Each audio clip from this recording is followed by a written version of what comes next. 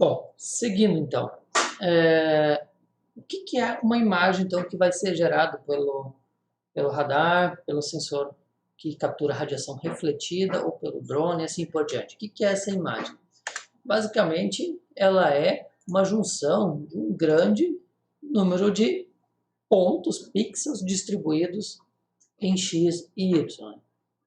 E ela, como diz no texto aqui, né, ela expressa a média, lembrem disso, né, a média da energia refletida pelo alvo que compõe o limite do pixel no terreno, num determinado espaço de tempo, num determinado comprimento de onda ou faixa de comprimento de onda do espectro eletromagnético.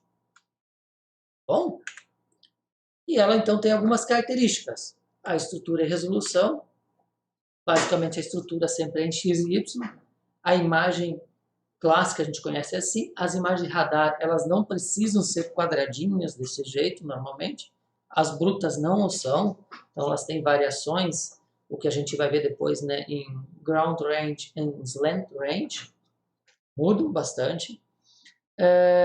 Mas usualmente uma imagem é representada através dessa matriz X e Y, onde cada elemento da matriz representa, através de níveis de cinza, para uma determinada faixa do espectro eletromagnético, a quantidade de energia que foi refletida num determinado intervalo de tempo.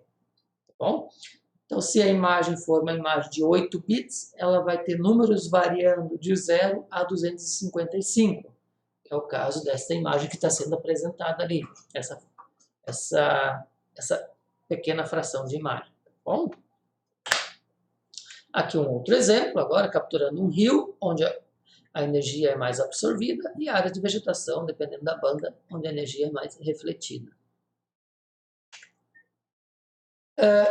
Como é que a gente caracteriza as imagens? Normalmente elas são divididas em 4 grandes resoluções. A resolução espacial, a espectral, temporal e a radiométrica. Então, o conceito de cada uma dessas resoluções ele pode ser muito mais aprofundado. A gente tem, para a resolução espacial, a gente tem várias subdivisões, podem ser mais precisas em termos acadêmicos, tá? Então fiquem atentos a isso.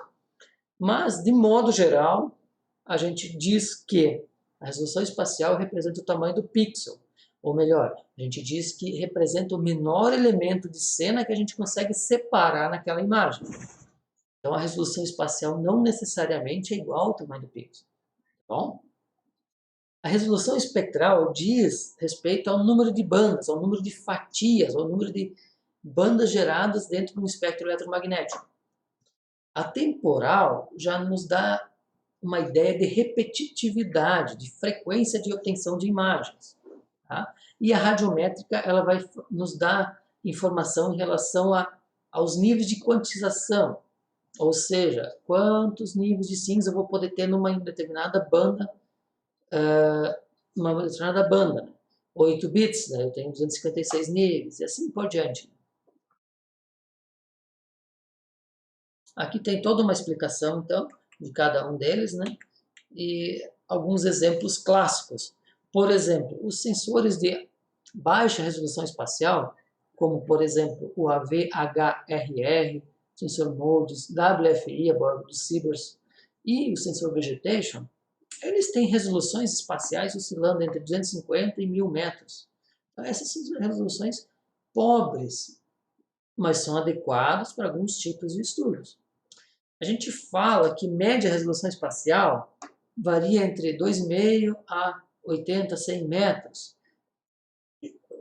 Exemplos clássicos são sensores, por exemplo, como o Landsat, tem 30 metros, o CCD com 20, o Spot aí oscilando em torno de 10 metros, dependendo do sensor.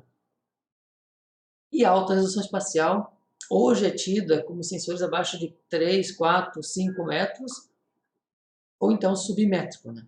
Tá bom?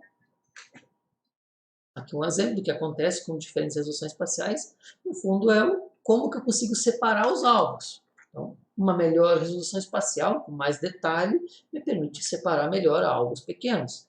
Uma resolução espacial grosseira, como por exemplo a do MODES, não nos permite fazer esse tipo de identificação, mas ela tem outras aplicações que podem ser bem lidas nos livros aí disponíveis para vocês. Alguns outros exemplos, né, de alta resolução. E aqui mais alguns. A resolução espectral então diz respeito ao número de bandas, ou que nem está representado ao número de fatias que a gente gera, para as quais a gente gera imagens. Aqui temos alguns exemplos. Para um determinado intervalo espectral, aqui por exemplo de 2 a 2,5 microns, eu tenho toda essa curva. Isso aqui é de nanômetro em nanômetro. Mas alguns sensores então agrupam isso. Esse exemplo do azul aqui, esse dado vai estar agrupado, o exemplo do Aster, em 4 bandas. Então, toda a radiação capturada aqui, por exemplo, nesse intervalinho, ela vai ser somada e vai gerar um único valor. E assim para essa região. Ou alguns sensores mais detalhados, a exemplo desse vermelho, tem bandas um pouco mais finas. E aí a gente divide esses sensores, por exemplo, em sensores pancromáticos ou monocromáticos, sensores multiespectrais, algumas bandas, hiperespectrais e até ultraespectrais. Resolução temporal diz respeito à repetitividade, então é mais fácil.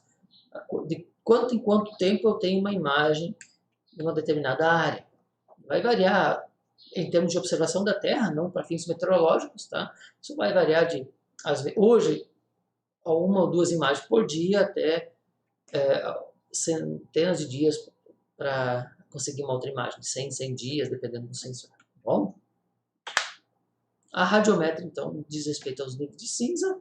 Aqui uma imagem 2 bits, ou seja, 4 níveis de cinza, nesse primeiro caso, e no segundo caso, 8 bits. Tem 256 níveis de cinza. Hoje as imagens normalmente trabalham com 12 bits. Aqui são alguns exemplos de sensores. RadarSat, que é um radar, o Landsat, o Spot e o Sibers. Tem todo um detalhamento deles, tá? As aplicações, por diante, vocês podem fazer uma leitura desse material, revisando esses detalhes desses sensores, tá bom?